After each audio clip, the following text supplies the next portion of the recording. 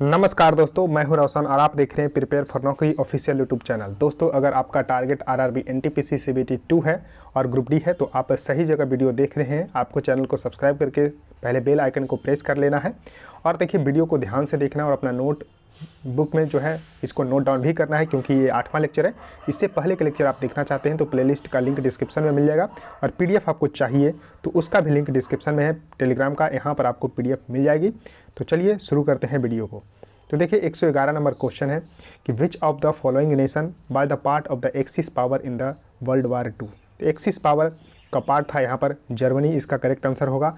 अब देखिए सबसे पहले मैं बताता हूँ वर्ल्ड वार फर्स्ट की। तो वर्ल्ड वार फर्स्ट हुई थी 1914 से लेके 1918 तक चला, ये 4 सालों तक चला और उसके बाद वर्ल्ड वार सेकेंड स्टार्ट हुआ 1 सितंबर जो है 1939 को, यानी कि 1 सितंबर 1939 का। और इसका तत्कालिक कारण था कि नाजी जर्मनी जो कि एडोल्फ हिटलर के नेतृत्व में पोलैंड पे आक्रमण कर दिया, तो पोलैंड को इन्वेड कर दिया। तो ये इसका तत्कालिक कारण था और ये चला 1945 तक, यानी कि 1945 तक वर्ल्ड वार सेकेंड चला, जिसमें कि अलाइड पावर की जीत हुई। तो अलाइड पावर और एक्सिस पावर 2 पार्टिसिपेंट थे वर्ल्ड वार सेकेंड में, जिसमें अलाइड पावर का नेतृत्व कर रहे थे। देखिए यूएसएसआर उस समय था जो कि अभी वर्तमान में रसिया है, तो उस समय के यूएसएसआर को लीड कर रहे थे जोसेफ स्टालिन, अमेरिका का फ्रैंकलिन डी रूजवेल्ट, उसके बाद यूके का विंस्टन चर्चिल और चाइना का चियांग काई शेक। तो ये 4 मेन पावर थे अलाइड पावर में, जबकि एक्सिस पावर को लीड कर रहे थे यहाँ पर 3 जो है कंट्री बेसिकली। तो एडल्फ हिटलर नाजी जर्मनी को, जापान का हिरोहितो और बेनिहितो मुसोलिनी जो है इटली को लीड कर रहे थे। तो आपसे पूछा यही जाता है कि एक्सिस पावर में कौन कौन मेन कंट्री था, तो जापान, जर्मनी और इटली, जबकि अलाइड पावर में था यूएसएसआर, यूएसए, यूके और चाइना। क्वेश्चन है कि एज ऑफ जनवरी 2020, तो देखिए जनवरी की जगह आप यहाँ पर 2021 का इंड भी कर सकते हैं कि दिसंबर, क्योंकि ये क्वेश्चन प्रीवियस ईयर का है, तो दिसंबर 2021 की अगर डेटा के हिसाब से भी अगर बात करते हैं तो इसमें पूछा जा रहा है कि महारत्ना कंपनी कौन सा नहीं है। तो हिंदुस्तान न्यूज प्रिंट लिमिटेड, ये आपको महारत्ना कंपनी नहीं है। तो महारत्ना कंपनी अभी भारत में 10 है, जिसका नाम आप लोगों के सामने है। तो Bharat heavy electrical limited BHEL, Bharat petroleum corporation limited BPCL, coal India limited GAIL, Hindustan petroleum HPCL, Indian oil corporation IOCL, NTPC, ONGC that is oil and natural gas corporation limited, power grid corporation of India PGCIL और SAIL steel authority of India limited. ये 10 जो है अभी Maharatna company है भारत में, ध्यान रखिएगा। देखिए क्वेश्चन है कि which is the longest river in the world. तो देखिए longest river in the world है नाइल रिवर, जिसको हिंदी में नील नदी बोलते हैं। देखिए लोग कंफ्यूज करते हैं अमेजन से, तो अमेजन सबसे जो है चौड़ी नदी है, ये आपको पता होना चाहिए, जो कि साउथ अमेरिका कंटिनेंट में है। देख लॉन्गेस्ट रिवर जो है नील नदी है। अब देखिए लॉन्गेस्ट जो, चलिए आप कमेंट में बताइए कि जो नील नदी है उसकी लंबाई कितनी है, नील नदी की लंबाई कितनी है। तो देखिए नील नदी बेसिकली 2 है, वाइट नाइल रिवर और ब्लू नाइल रिवर। तो देखिए लेक विक्टोरिया जो कि युगांडा, केनिया और तंजानिया के बॉर्डर पे है। तो आपसे ये भी पूछा जाएगा कि लेक विक्टोरिया किन देशों के सीमा पर स्थित है, तो युगांडा, केनिया और तंजानिया पे। यहाँ से निकलती है वाइट नाइल रिवर, आप देख रहे हैं। उसके बाद इथियोपिया से निकलती है ब्लू नाइल रिवर। देखिए लेक ताना है, तो लेक ताना से निकलती है ब्लू नाइल रिवर। और देखिए आपको ये सूडान है, तो सूडान की जो कैपिटल है खार्तूम, यहाँ पर जाके जो है मिल जाती है दोनों, वाइट नाइल रिवर और ब्लू नाइल रिवर। उसके बाद फिर नाइल रिवर होके जाती है और फाइनली जो है ये मेडिटेरेनियन सी यानी कि भूमध्य सागर में जाकर गिर जाती है। अब देखिए क्वेश्चन है कि which is the highest waterfall of the world on the land. तो देखिए हाईएस्ट जो है वाटरफॉल कौन सा है, तो एंजल जो वाटरफॉल है वो आपको दुनिया का सबसे ऊँचा जो है वाटरफॉल है और इसकी टोटल हाइट है 979 मीटर इसकी हाइट है। और ये वेनेजुएला में है, जो साउथ अमेरिका की कंटिनेंट में कंट्री है वेनेजुएला, जिसकी कैपिटल काराकस है। यहीं पर जो है आपको एंजल फॉल देखने को मिलती है। क्वेश्चन है कि इंडियन एयरफोर्स कब इस्टेब्लिश किया गया था। तो हर साल 8 अक्टूबर को इंडियन एयरफोर्स डे के रूप में सेलिब्रेट करते हैं। तो 8 अक्टूबर 1932 को इंडियन एयरफोर्स को इस्टेब्लिश किया गया था। देखिए ब्रिटिश समय से ही ये चला आ रहा है, तो इसको ध्यान रखिएगा, 8 अक्टूबर 1932। क्वेश्चन है कि when did India carry out the first nuclear test at the Pokhran. तो देखिए फर्स्ट न्यूक्लियर टेस्ट पोखरण में हुआ था 18 मई 1974। देखिए यहाँ पर डेट देखिए 1974 अगर याद होगा तब भी आप गलत कर बैठते हैं। 18 मई और 18 जून दिया हुआ था, 18 मई 1974 को हुआ था और इसका कोड नेम था स्माइलिंग बुद्धा। तो smiling Buddha by the code name of the first nuclear test at the Pokhran. उसके बाद देखिए सेकेंड न्यूक्लियर टेस्ट हुआ पोखरण में तो 1999 में, तो ये भी आपको 1998 में हुआ, तो ये आपको और 11 मई को हुआ था। तो 11 मई 1998 को एक टेस्ट हुआ, तो ये आपको ध्यान रखना है। तो दोनों मई के महीने में ही हुआ था। तो ऑपरेशन शक्ति के तहत हुआ था सेकेंड और स्माइलिंग बुद्धा जो है फर्स्ट जो है पोखरण टेस्ट हुआ था। अब देखिए क्वेश्चन है कि which of the following is the correct statement for the Kishore category under Pradhan Mantri Mudra योजना।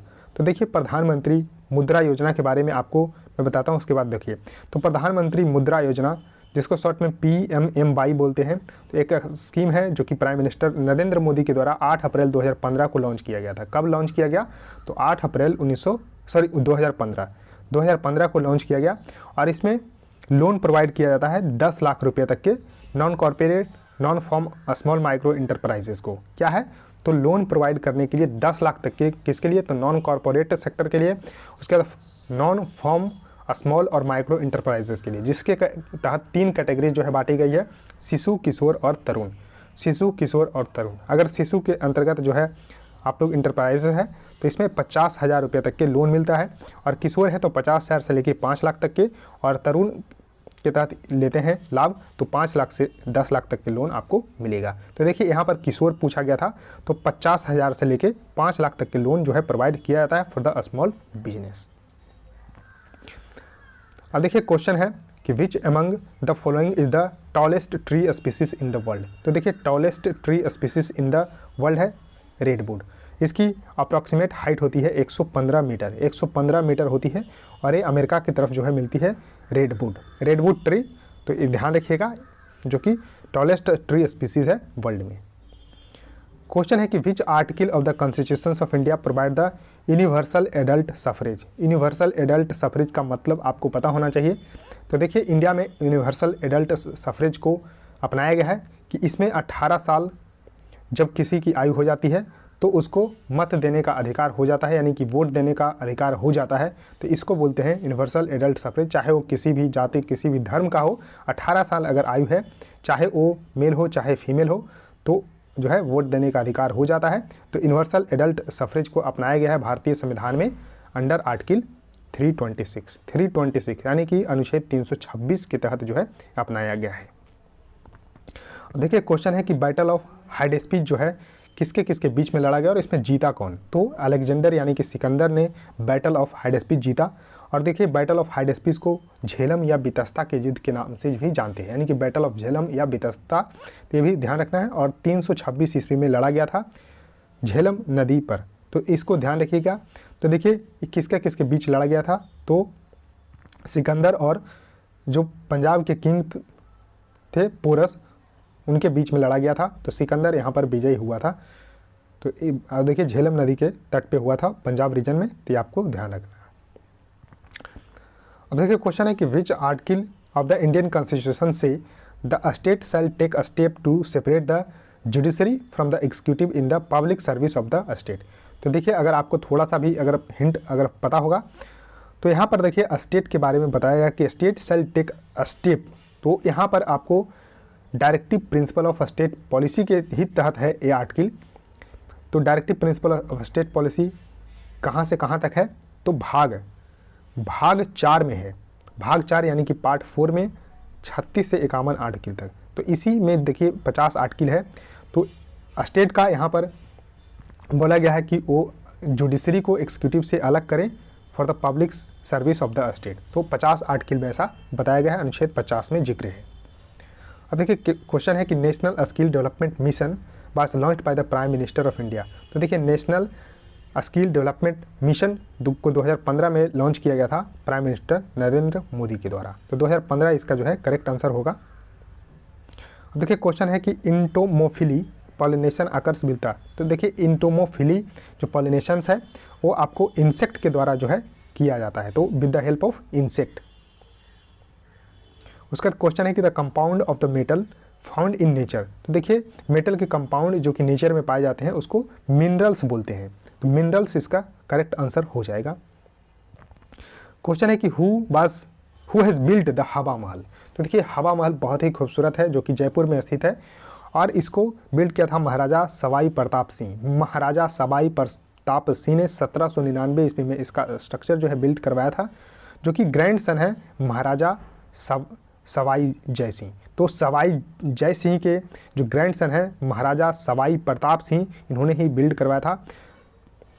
और who was the founder of the Jaipur. तो जयपुर का यहाँ पर फाउंडर थे महाराजा जो है सवाई जय सिंह, और इनके पोते ने जो है महाराजा सवाई प्रताप सिंह ने हवा महल को बिल्ड करवाया था। और इसमें देखिए ये आपको देखने को मिल रहा है, तो 953 विंडोज़ है, यानी कि 953 खिड़कियां हैं। ये भी क्वेश्चन पूछे गए हैं कई एग्जाम में, तो ध्यान रखिएगा 953 जो है खिड़कियां हैं, जिसको झरोखा के नाम से भी जानते हैं, झरोखा। और इसको डिज़ाइन किया था लाल चंद उस्ताद। तो लाल चंद उस्ताद ने इसको जो है डिज़ाइन किया था, ध्यान रखिएगा, इंपॉर्टेंट है। क्वेश्चन है कि where did the prime minister inaugurate the Pandit Deendayal Upadhyay institute of archaeology in 2019। तो देखिए एक क्वेश्चन करंट से भी था, लेकिन एक क्वेश्चन कई बार इंस्टीट्यूट के रूप में पूछे जा सकते हैं। तो Pandit Deendayal Upadhyay institute of archaeology 2019 में इनॉग्रेट किया गया था ग्रेटर नोएडा में। तो ये जो है इंस्टीट्यूट है ग्रेटर नोएडा में। क्वेश्चन है कि इन 1991 the government setup the tax reform committee under the chairmanship of, यानी कि बताया जा रहा है कि देखिए 1991 में LPG रिफॉर्म लाया गया था, LPG। तो देखिए लिबरलाइजेशन, प्राइवेटाइजेशन और ग्लोबलाइजेशन के कंसेप्ट को, यानी कि भारत ने अपने जो है इकोनॉमी के क्षेत्र में जो है यहाँ पर लिबरल हुआ और प्राइवेट प्लेयर को भी जो है इन्वॉल्व किया और ग्लोबलाइजेशन भी किया 1991 में। तो इसके तहत जो है टैक्स रिफॉर्म की भी ज़रूरत पड़ी। तो टैक्स रिफॉर्म के लिए एक कमेटी जो है गवर्नमेंट ऑफ इंडिया ने बनाई थी, तो उसको लीड कर रहे थे राजा जे चलैया। तो राजा जे चलैया के नेतृत्व में जो है टैक्स रिफॉर्म कमेटी जो है बनाई गई थी 1991 में। क्वेश्चन है कि the only state of the India where the Sangai deer is found. तो देखिए संगई डियर ये आपको इंडेंजर्ड स्पीसीज़ है IUCN के स्टेटस के अनुसार, और ये भारत के जो राज्य है मणिपुर, नॉर्थ ईस्ट का स्टेट, वहाँ पर जो है पाई जाती है संगई डियर। और देखिए इसका साइंटिफिक नेम भी पूछा जा सकता है, रुकिरवस इल्डी इल्डी। रुकिरवस इल्डी इल्डी जो है इसका साइंटिफिक नेम है। देखिए क्वेश्चन है कि forest research institute of India is located. तो देखिए फॉरेस्ट रिसर्च इंस्टीट्यूट जो इंडिया का लोकेटेड है वो है देहरादून में, ध्यान रखिएगा। देखिए क्वेश्चन है कि who is the author of yearly history of India. तो ईयरली हिस्ट्री ऑफ इंडिया इसके लेखक हैं विंसेंट आर्थर स्मिथ। तो विंसेंट आर्थर स्मिथ जो है लेखक हैं early history of India book के। तो ये आपको ध्यान रखना इंपॉर्टेंट है। तो देखिए दोस्तों 130 क्वेश्चन हो चुके हैं। इसी तरह से इस सीरीज लगातार चलती रहेगी। तो अगर आपको पसंद आ रही है तो ज़रूर लाइक कर दीजिएगा, वीडियो को जितना शेयर कर सकते हैं कर दीजिएगा, और चैनल को सब्सक्राइब करके भी बेल आइकन को प्रेस कर सकते हैं। सो थैंक यू गाइज, इस वीडियो में इतना ही।